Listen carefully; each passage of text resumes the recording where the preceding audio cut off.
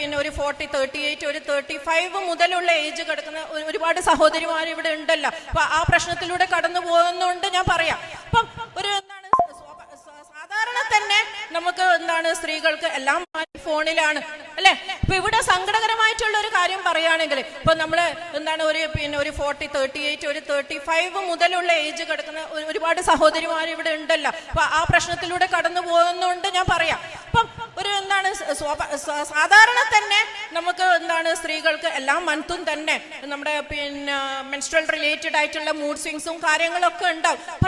പലപ്പോഴും നമ്മുടെ ഭർത്താക്കന്മാർ എന്താക്കുന്നില്ല, ആ ഒരു അവസ്ഥ മനസ്സിലാക്കുന്നില്ല. എന്താണ് പറയുന്നത്, മിക്ക ആൾക്കാരും വന്ന് പറയുന്ന ഒരു കാര്യമാണ്, എന്താ പറയാ, ഇതെന്താ എല്ലാവർക്കും സംഭവിക്കുന്നതല്ലേ അല്ലെ എന്ന് പറഞ്ഞുകൊണ്ട് അതിനെന്താണ് അവിടെ നിഗ്ലക്ട് ചെയ്യാ ചെയ്തത്. സത്യത്തിൽ അവരെന്തിനായിരിക്കും ആ ഒരു സമയത്ത് ജസ്റ്റ് ഒന്ന് അവരെ ആശ്വസിപ്പിക്കുക, ഒന്നും വേണ്ട, ഒന്ന് കഴിയുന്നില്ല എന്ന് പറയുന്ന ഒരു സമയത്ത് നമ്മുടെ ഭർത്താക്കന്മാരോ ഇല്ലെങ്കിലും മക്കളിൽ നിന്ന് അവര് ഒരു ചെറിയൊരു വാക്ക് മാത്രമായിരിക്കും കേൾക്കാൻ ആഗ്രഹിക്കുന്നുണ്ടാ.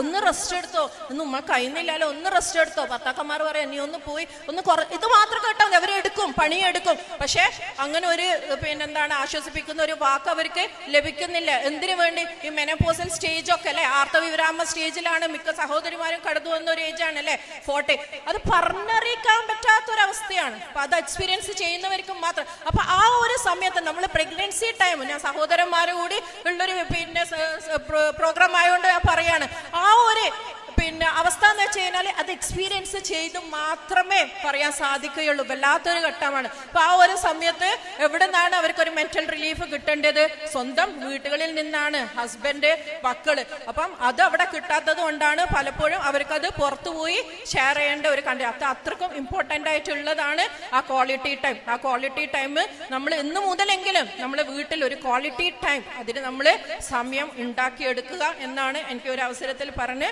ഞാൻ നിർത്തുകയാണ്. അസ്സലാമു അലൈക്കും.